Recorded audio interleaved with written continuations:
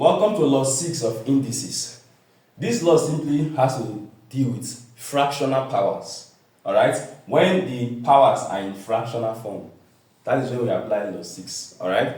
So Law 6 is telling us that when you have a fractional power, alright, when the denominator is just 1, that is x raised to the power 1 over something, it will be equal to the a root of x. In other words, anytime you see a fraction, as far as the top one is just 1, alright, just put x under a root sign, and then this a will be the roots. So what that really means is, if x is raised to the power 1 over 5, it will be equal to the fifth root of 5 of x. Alright? So when we solve examples, it will be clearer. Sometimes it is difficult to explain the laws, but when you start solving examples, it becomes better. Now look at this. We have 16 raised to the power 1 over 2. You notice that 1 over 2 is a fraction. According to this law, the first step, just put your root sign and put your 16 inside. Alright? And then, what root will it be? Is it square root? Is it the cube root? Is it the fourth root? It depends on the denominator. So whatever the denominator is what you are going to put here. So we are going to put 2 here because the denominator is 2. So what does this mean? It means square root of 16. And what is the square root of 16? As we know, it's 4. That's all. What about this 8 raised to the power 1 over 3? Whenever you see a fraction, simply put that number, put it inside a root sign. Alright? So what roots? It is depending on the denominator. The denominator of that fraction is what determines the roots. So this is what we are going to put 3 here, which means cube root of 8.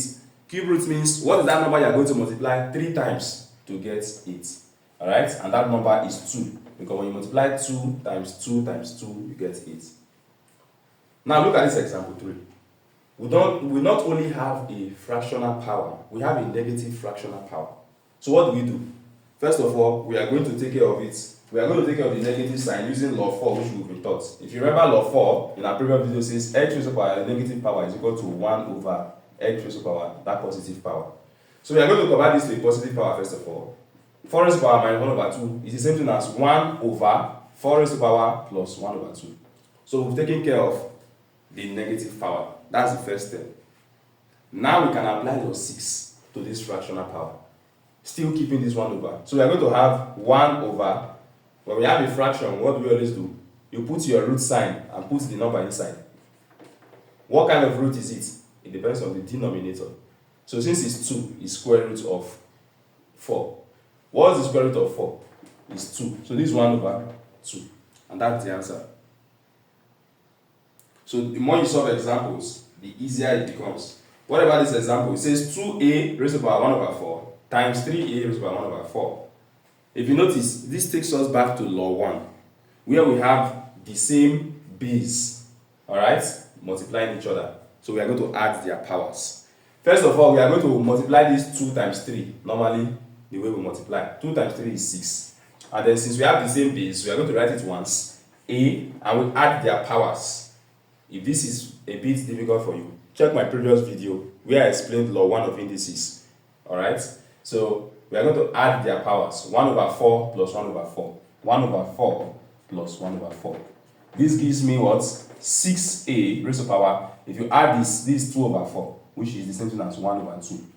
Alright? But if you notice, we have a fractional power. So what do I need to do? I'm going to apply law 6. But take note, what has a fractional power? It's not everything here. It's just this a that has a fractional power. 6 has its own power of 1, even though it's not written. You should always know that. So we're only going to apply law 6 to this a because it's the one that is carrying a fractional power. So that 6 is going to remain there, and then for our a, so it is like times, for our a, we are going to put it under a root sign, put the a inside. The denominator will determine that is square root of a. So the final answer is what? 6 roots a. That is 6 times the square root of a. Alright? So that is how we go about solving these questions. Let's learn 1 or 2 more examples to make this law 6 clearer. You can also have another example that says 27 raised to the power 1 over 3. Anytime you have a fraction, simply put the number inside the roots sign. Take note, this is a root sign. It's not necessarily a square root sign. Alright? It's a root sign. It's when you put 2 here that it means square root. Alright? So what are we going to put here? It depends on the denominator. The denominator is what? 3.